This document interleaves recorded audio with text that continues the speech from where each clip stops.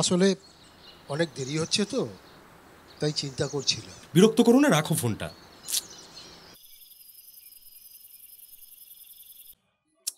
আরে তুমি রাগ করছো কেন?